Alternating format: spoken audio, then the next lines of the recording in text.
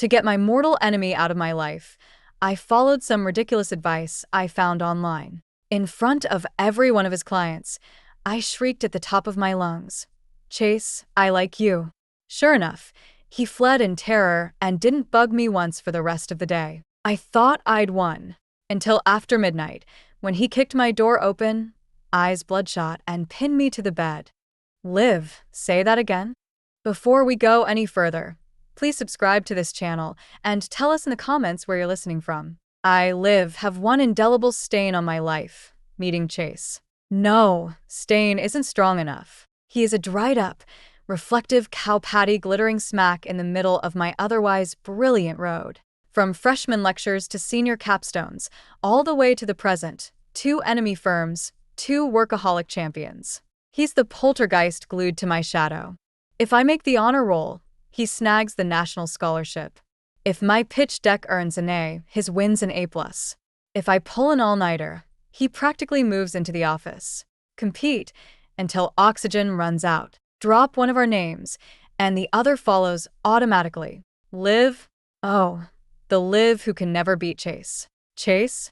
Yeah, the Chase who lives to crush Liv. We've racked up more grudges than strands of hair on my head. And today this piece of manure has the gall to discuss me all over again. I'm brewing coffee in the pantry when he props one long leg against the doorframe, cool as frost. Liv, rumor has it your KPIs missed target again last quarter? I don't even lift an eyelid, swirling my spoon, watching a vortex spin. He must be bored, critiquing cross-company KPIs. Your own outfit folding or something? He snickers, voice like poisoned ice shards. We're thriving. Worried about you, though. Keep this up and your boss might serve you a pink slip. He pauses, sarcasm dripping. When that happens, try not to cry. Losers look ugly when they blubber. My spoon stops dead. Droplets of coffee splash my hand, burning. Fire rockets from my soles to my scalp. I glare up at that unfairly handsome face. Just breathe, Liv. Civilized people don't fling coffee. Disfiguring him counts as assault. I inhale, force a corporate smile. Save the concern, Quinn. I'm peachy. Really? He arches a brow. Thought your brain short-circuited. Your dataset mislabeled. My heart hiccups. That pitch deck cost me 3 all-nighters. Mistakes are impossible. Yet his certainty jabs doubt into me. I ignore him and march out, cup in hand. His baritone drifts after me. Page 3, line 10. You added an extra 0 to the client's registered capital. My feet freeze. Blood turns to slush. Ice races up my spine. That figure. I hadn't triple-checked. I spin my head, stiff as wood. He's already sauntering off, granting me nothing but a cocky view of his back. I sprint to my desk, yank the laptop open, find the doc. Page 3, line 10. A glaring 0 jabs my eyeballs. Brain explosion. Submit this and kiss not just the project but my entire year-end bonus goodbye. Did that mutt install spyware on my machine? How else could he know? This wasn't a heads-up. It was a victory lap at my expense. All afternoon, I'm a walking volcano. Finally, I correct the file and collapse into my chair, drained. My phone pings. The meme group chat. Someone posts a thread screenshot. Title: How to make someone you hate leave you alone forever? Opie whines about a psycho coworker. Every trick failed. Comments range from break his kneecaps, slip laxative into his mug, to blackmail him with dirt. None practical. Then a top-voted reply jumps out. Sis, trust me. Pick a crowded place, stare at him like he's your moon, then loudly confess your undying love. So disgusting he'll ghost you for life. Follow-ups scream confirmation. Tried it. Do detours like I'm toxic waste. LMAO. 10K damage to him.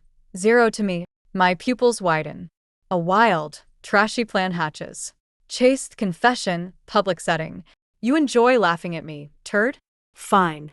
I'll give you the performance of a lifetime. I WhatsApp my mole inside his company, college roommate Tess. Where's Chase right now? Starbucks downstairs. She fires back. Big deal client at his table.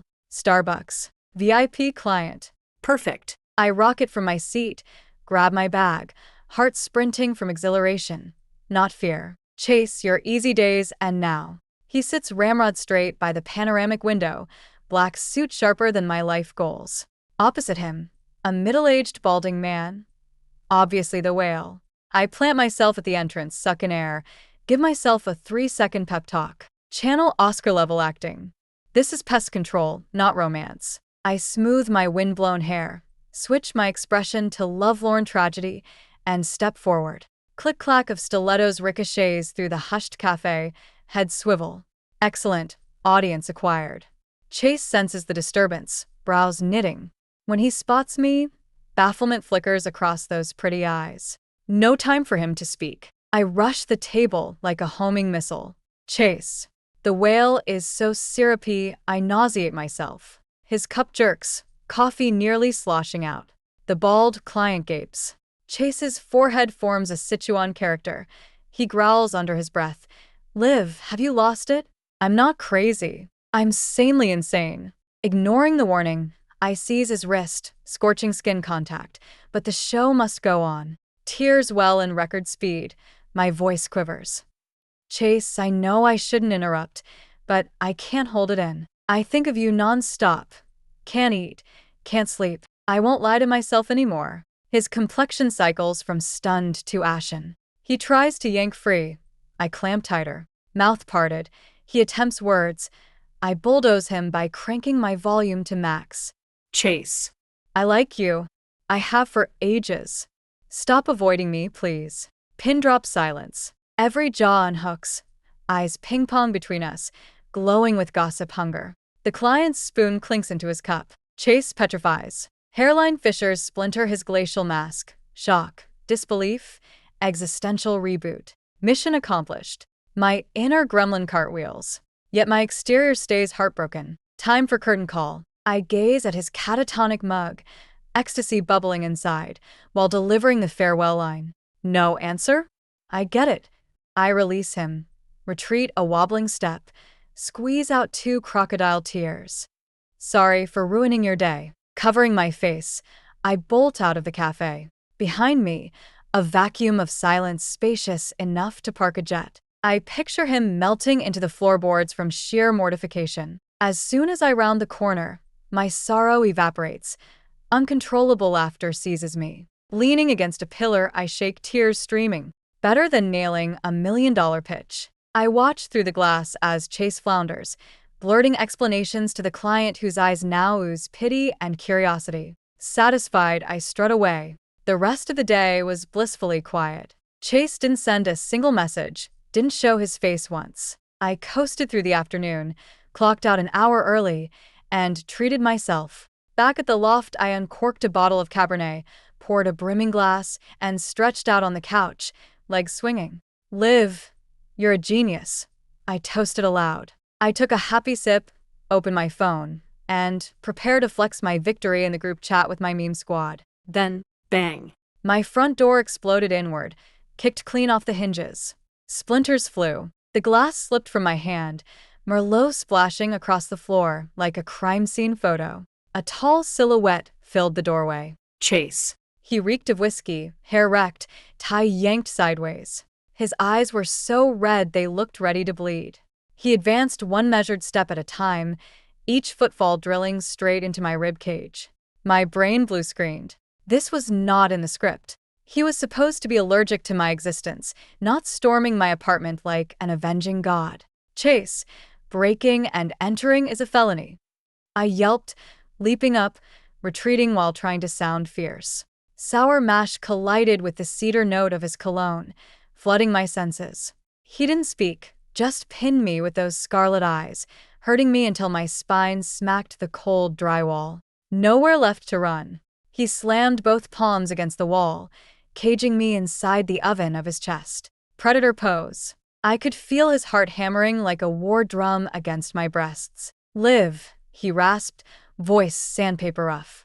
Did you have fun today? My heart cannonballed into my stomach. He knows? No way, my acting was Oscar level. Playing dumb. I jutted my chin. No idea what you're talking about. No idea? A low laugh scraped out of him.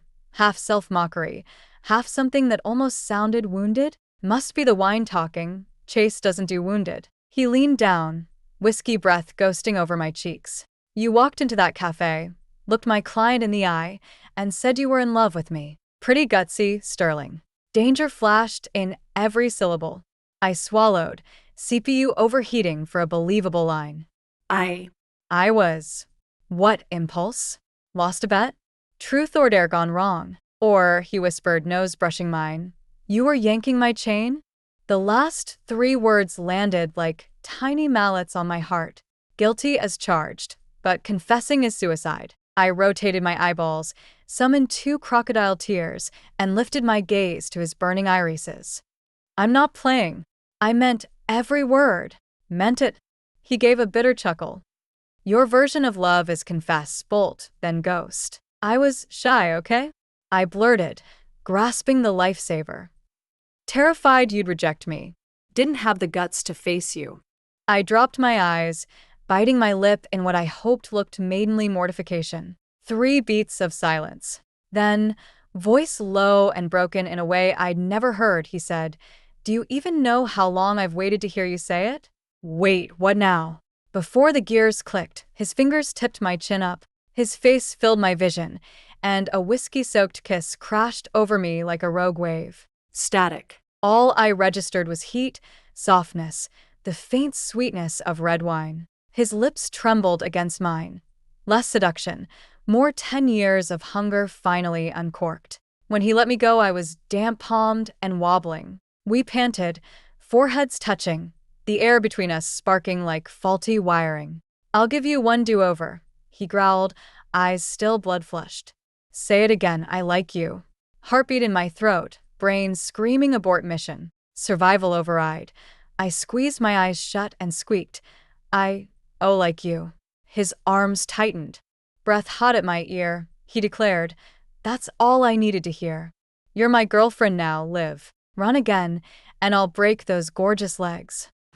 Next morning, Tessa's ringtone jackhammered me awake. I answered with a bird nest hairdo and a grunt. Liv. You're on the trending hashtag. Look at your company chat. Her shriek vaporized the last fog of sleep. I opened the muted group. 999 unread. I scrolled until a photo filled the screen. Our building's front steps, a flashy black Maybach, and Chase standing beside a mountain. A mountain of broccoli. Crop in, a handwritten card. Eat up, smarty pants. Love, Chase. The chat had detonated. Dash, his courting Taylor? Dash, 999 broccoli heads. New rich guy romance protocol? Dash, no wonder last quarter rocked. Inside coaching. Inside coaching my sleepless ass. My phone buzzed again, Chase. Like the hall? Picked it fresh at dawn. I typed so hard the screen nearly cracked. You psychopath. Haul your cruciferous shame away. Instant reply. Not a fan? Cauliflower tomorrow. I gave up and slunk to the office under a typhoon of sideways grins. The broccoli monument greeted me like public stocks. I locked my door and collapsed at my desk, soul mortally wounded. On the phone, Tess cackled. Honestly, broccoli's practical. No, wilting roses. Practical? I'm now the bimbo who trades brain cells for billionaire roughage. So end it, she said. How? Rent a decoy hotter than Quinn and parade him around. The idea mutated from seed to sequoia in seconds. I posted online. Asterisk boyfriend needed for 1 day. Must out hottie Quinn. Cash bonus. Asterisk. Within 10 minutes, a drama major sophomore replied, babyface, doe eyes, affordable. We arranged a meet cute to traumatize Chase. Turns out I'd underestimated Chase's cunning and overestimated college boy integrity. Cue my Waterloo, bankruptcy, and total social death. Starting the moment my mom answered Chase's call. I just flopped onto the couch to mourn my dignity when Mom's phone rang. She squinted at the screen. Liv, who's Quinn? Says he needs you. The name, Chase, blazed like a hazard light. My scalp prickled with electric dread. How the hell does he have my mom's number? I snatched the phone, hung up, blocked the contact. One fluid motion. Then, heart hammering, I told her. Wrong number. Telemarketer. Mom shot me a skeptical glance, but let it drop. I figured the storm had passed. The next morning was Saturday. I slept until the sun was high. The second I stepped out of my bedroom, I smelled chicken soup. Rich, herbal, inescapable. Mom was in an apron, humming over the stove. And on my living room sofa sat the last person on earth I wanted to see. Chase. Gone was the razor-sharp suit. He wore a white linen shirt, sleeves casually rolled, looking annoyingly clean-cut, almost human. The coffee table in front of him was a display case of luxury loot. Tins of bird's nest, boxes of sea cucumber, ribbon-wrapped tea, vintage Bordeaux. When he saw me, he stood and smiled. Actually smiled, soft and conspiratorial. "Liv, you're up?" My foot missed the next stair. I nearly face-planted. Mom emerged with a steaming bowl, beaming. "Awake? Come, honey. Little Caldwell has been waiting forever." "And look at all this," he insisted. So generous. I looked from Chase to Mom's chrysanthemum grin and felt my brain blue screen.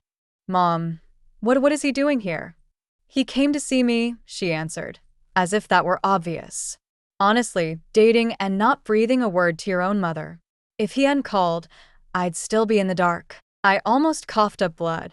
Dating? I'm not dating him. Mom clunked the bowl down and glared. "Still hiding? He already told me everything. You two have been together ages. You're just too thin-skinned to go public." She grabbed my hand, grabbed his, and stacked them together like sandwich bread. "Little Caldwell, our Liv was spoiled rotten. Temper like a barn cat. Promise you'll indulge her." Chase tightened his grip, the picture of filial humility. "Don't worry, ma'am. To me, her temper is adorable. Me. I felt like the extra in my own life. Traitor, I screamed internally. Mom is a traitor to the revolution. One sugar-coated shell, and she defected. I tried to yank my hand back.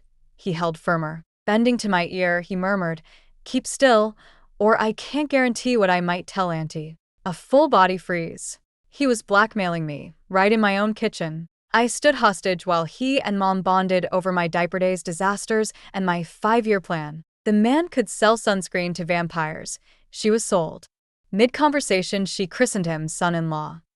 Finally, she clapped. "Perfect weather. Go on a date. Nurture the romance." She stuffed 2 movie tickets into my palm. "Grab him tight, honey. Men this good don't rain from the sky." I stared at the tickets, then at Chase's smug smirk, and felt my life dim. "Date? Fine. Chase, prepare yourself for the most horrific date of your existence." Horror date, stop 1. Grimlock Manor, the city's infamous haunted house. I dressed for battle. Ripped jeans, skull tee. Eyes ringed in smoky black that looked like I'd been punched. I'm no fragile doll. I'm the witch that eats them. Outside the entrance, under the creaking gallows sign, I cocked a brow.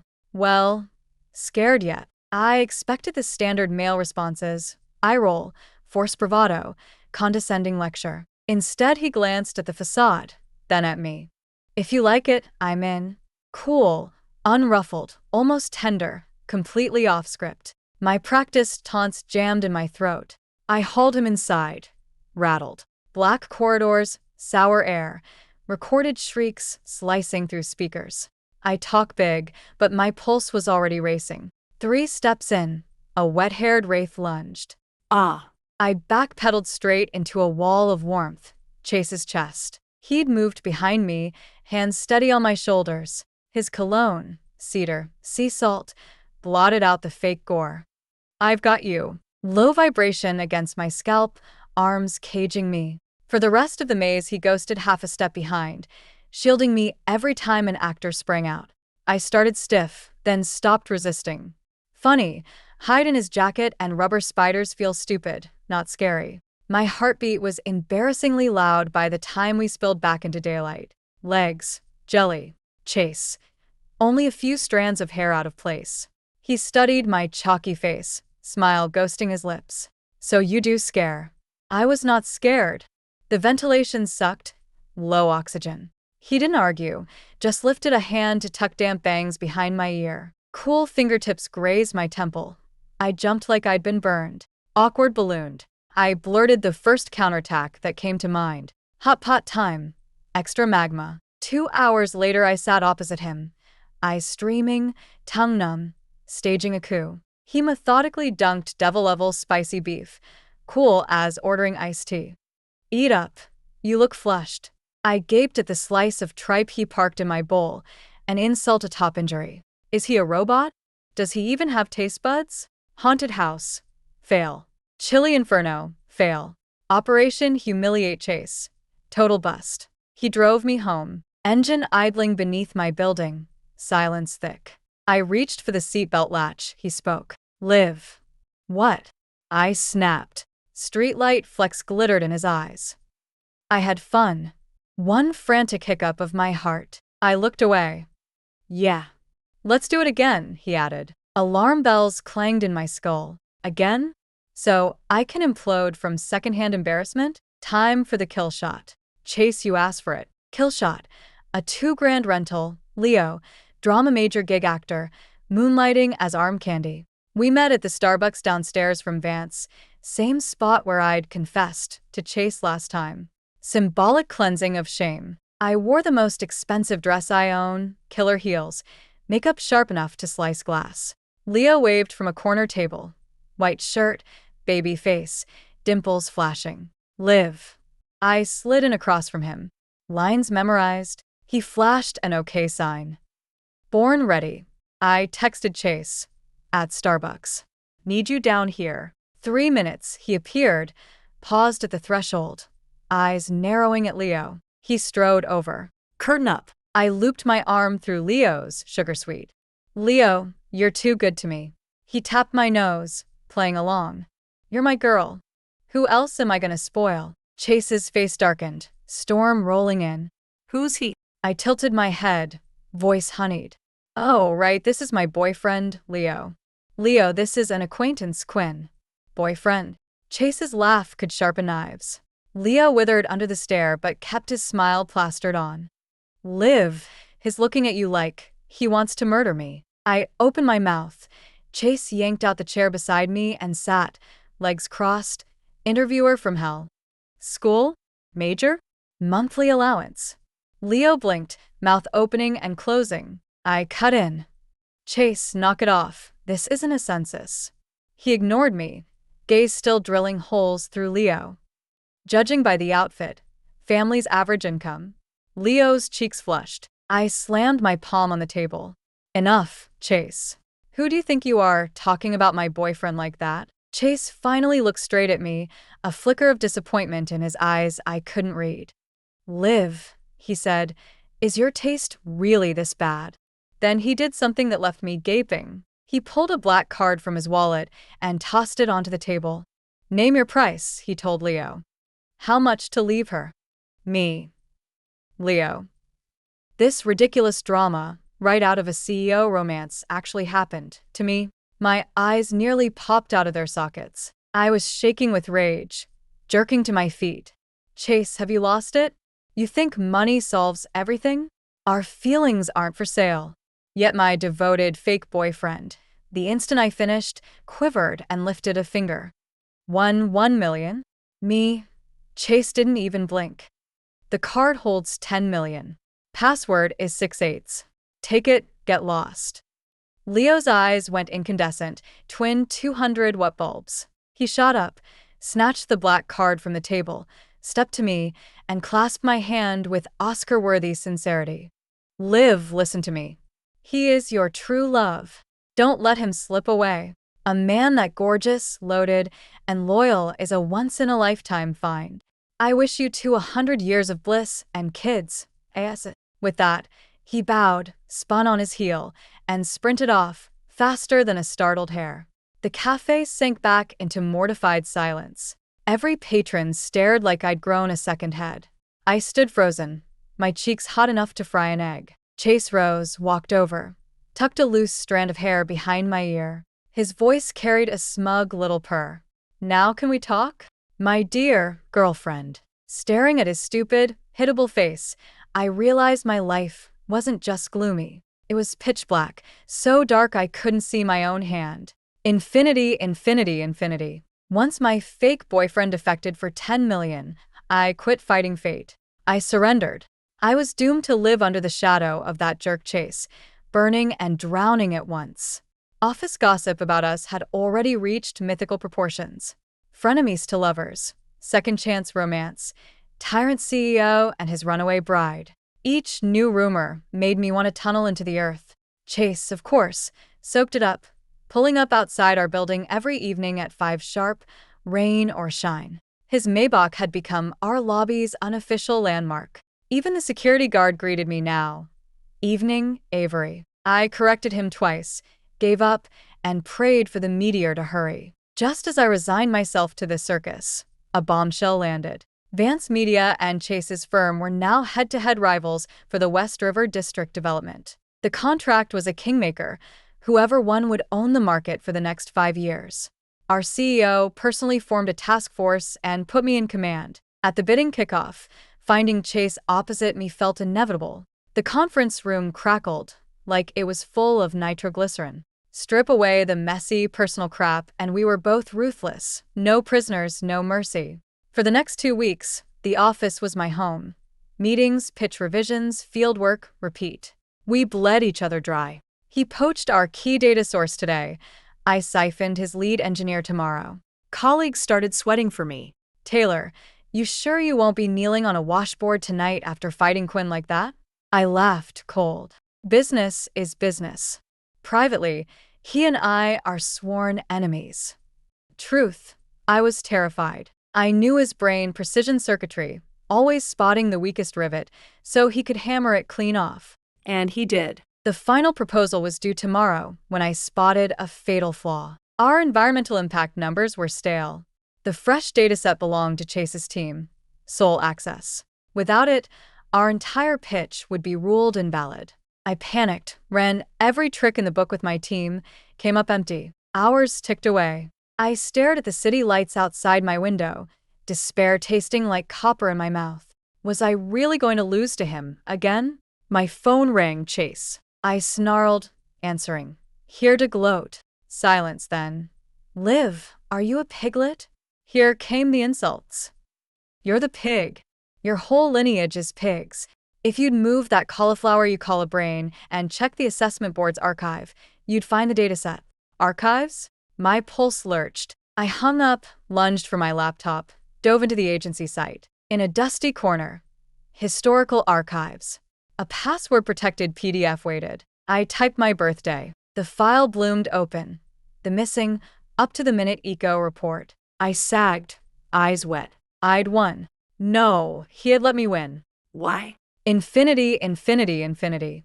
We clinched West River. At the victory gala, colleagues kept toasting me until my head spun. The CEO declared I'd saved the kingdom, champion of Vance. I smiled through the champagne spray, hollow inside. The trophy felt stolen.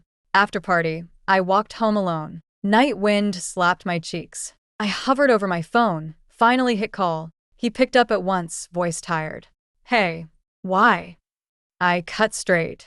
Why what? You rigged the win for me, I snapped. A soft laugh. I never helped. You found the data. Nothing to do with me. Chase, don't treat me like an idiot. Pause. Then, quiet as a secret. Liv, I couldn't stand watching you lose. I didn't want to see that look on your face. The project meant nothing beside your smile. My heart imploded, sour, tingly, achingly sweet. Under the street lamp, I was mute. A car slid to the curb. Window down, a warm male smile. Liv, late night for a solo walk. Derek, college Derek, the one I'd turned down years ago. Derek? What are you doing here? Just wrapped a meeting at the branch office, he said. Hop in, I'll drive you home. I wavered, then climbed into the passenger seat. We filled the ride with small talk. I forgot the line was still live. Morgan, Chase, listened to every syllable. His breathing thickened in my earbud. Liv, we're here, Derek said, pulling up at my building. Sam. I unclicked my belt. Hey, Liv, Derek added suddenly. You seeing anyone now? Blood drained from my face. Single? Felt like betraying Chase. Not single? Equally weird. Before I could speak, Chase's molten growl burst from the phone. Liv, say you're single and watch what happens. Derek flinched, stared at my glowing screen. Mortification crawled over me. Shut up. I barked at the phone and stabbed end call. I flashed Derek a miserable excuse for a smile. My boyfriend gets jealous over everything. I bolted from the car and dove into the stairwell. Key in door, lights still off, a silhouette slammed me against the wall. Chase. Icy air clinging to him, reeking of possessive vinegar. Boyfriend. He pinched my chin, grip steely. Funny, I don't recall approving any rivals. Are you stalking me? He startled me. If I hadn't come, were you planning to rekindle things with that pretty boy? His eyes gleamed frighteningly in the dark. Stop talking nonsense. Derek and I are just friends. Just friends walk you home? Just friends ask if you're single? The more he spoke, the more agitated he became. Finally, he lowered his head and kissed me hard. The kiss was packed with anger and possessiveness, a violent storm that wanted to swallow me whole. He kept kissing me until I could barely breathe, until my lips were numb, and only then did he let go. He was panting, forehead pressed to mine. Liv, you listen to me. You're mine. In this life and the next, don't even think about running. My relationship with Chase slid into a bizarre stalemate. Call it dating? No normal couple fights 3 times a week and has a blow-up every 5. Call us mortal enemies? He still bosses me around. No miniskirts, no talking to other men, no staying out past 11. He's as domineering as some feudal patriarch. I fought back, useless. He always finds a way to make me give in. For instance, threatening to expose the little scandal from college when we tried to sabotage each other with laxatives just to win a scholarship. I had to swallow my pride. Until the day I accidentally overheard his conversation with his assistant, Sam. I'd gone to his office to drop off a file he'd forgotten. The door was ajar, leaving a crack. I was about to knock when I heard Sam's voice. Quinn, your computer password's locked again. IT wants to know if they should force unlock it. My hand froze midair. I was curious. Chase is a workaholic. His laptop must be stuffed with trade secrets. How could he keep locking himself out? Then I heard Chase's resigned reply. No need. I'll handle it. Sam sounded hesitant. But, Quinn, you've typed it wrong 5 times already. Quit meddling. Quinn, I just find it weird. Why insist on using Miss Sterling's birthday as the password? Mick's case is so easy to mess up. My heart felt like it had been slammed. My birthday? As his password? I held my breath, straining to catch every syllable. Inside, silence stretched so long I thought they discovered me. Then came Chase's soft sigh, carrying a wistfulness I'd never heard from him. You wouldn't understand. From the moment she walked on stage as freshman convocation speaker, glowing, I thought, that girl is radiant. So proud, so dazzling. I wanted to get close, but I was afraid her light would burn me. So I used the dumbest method. Keep competing, keep showing up, make sure she remembered me. I told myself if I became outstanding enough, one day she'd look back at me. I've used that password since freshman year. It reminds me, she's always been the goal. I pushed the door open. Chase and Sam stared, stunned. I stood there clutching the folder, tears falling without warning. So that's how it was. Every clash I'd felt had been his painstaking way of stepping closer. Every malice I'd sensed had been love he couldn't voice. This idiot, the biggest idiot in the world. After that day, I seemed to come down with something not physical but mental. Chase's words looped in my head like a broken recording. I started losing sleep, losing focus. In meetings, I'd stare at data sets on a slide and suddenly picture him staying up to hunt down those numbers for me. At lunch, I'd glance at broccoli and remember the ridiculous broccoli mountain he once gave me. I realized the name Chase had wound itself through my heart like ivy. There was no pulling it out. I seemed to have actually, terrifyingly fallen for the bastard. The discovery sent me into a panic. I began dodging him. He rang, I hung up. He texted, I ignored. He waited downstairs at Vance Media. I slipped out the back. Like an ostrich, I buried my head in the sand, hoping it would all go away, until I really got sick. Acute gastroenteritis, vomiting, and diarrhea, so dehydrated I could barely crawl. I lay alone in my loft, feverish and dizzy, too weak to get water. I felt like I was dying. Just as my vision blurred, I heard a key turn in the lock. Then a familiar, frantic figure rushed to my bedside. Chase. He'd somehow gotten my spare key. Seeing my flushed face, he pressed a hand to my forehead and his expression changed instantly. "Liv, you're burning up." Without another word, he scooped me up, wrapped me in a quilt, and sprinted downstairs.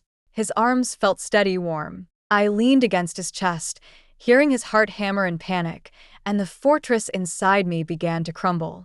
At St. Luke's, he handled registration, doctors for drip, running around, sweat dripping. I lay on the gurney watching him, and my eyes brimmed again. Once the 4-drip brought my fever down, he sat beside me trying to peel an apple, clumsy as a kid. The skin came off in lumpy broken strips. Watching him, I laughed. He looked up, puzzled.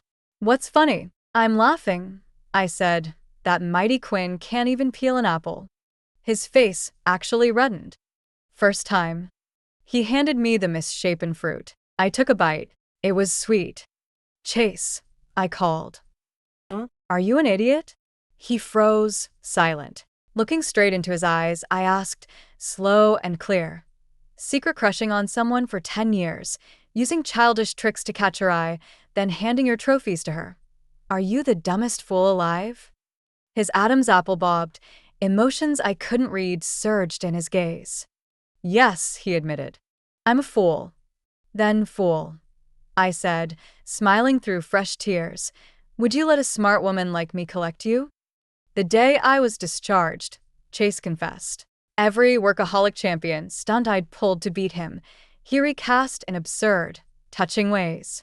"Take the time I got to the Riverdale Library at 5 a.m. to snag a window seat," he interpreted it as. "She knows I love sunshine, so she grabbed the best spot for me." Or when I demolished him in a debate, he decided. "She wanted to impress me. It worked." Even the laxative incident, his take. "She noticed my digestion was off and decided to detox me. How thoughtful." I gaped, my worldview shattered. Finally, I interrupted. "Chase, do you have some auto-romance superpower activated?" He looked solemn. "Isn't that what happened?" I pressed my temples, speechless. What can you say to a man who lives in his own self-consistent love bubble? Gazing at his handsome face broadcasting, "She loves me back," I suddenly found it adorable. Fine. I confess. I've fallen. Hard. For the man I once hated most, undone by a decade of a silly, steadfast devotion. The first weekend after my discharge, he took me to his penthouse duplex overlooking the river. Decor as cold, spare, and lifeless as the owner himself. He led me to his study, unlocked a cabinet, and revealed, not corporate secrets, not antiques, boxes filled with me. A photo of my freshman convocation speech. Photocopies of my scholarship certificates. A candid he snapped of me running the 800-meter race. Even a shot of me frowning in the cafeteria line. Each item carried a piece of a silent, one-sided love.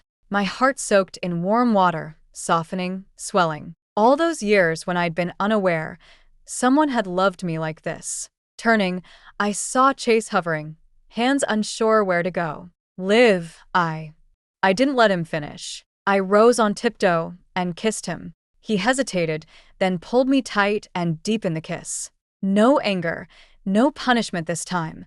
Only 10 years of bottled tenderness and the joy of finally holding what was lost and found. When we parted, we were breathless. I leaned against his chest, listening to his heartbeat, and laughed. Lifting my head, I pinched his chin and, imitating his old fierceness, threatened. "Fine, Chase.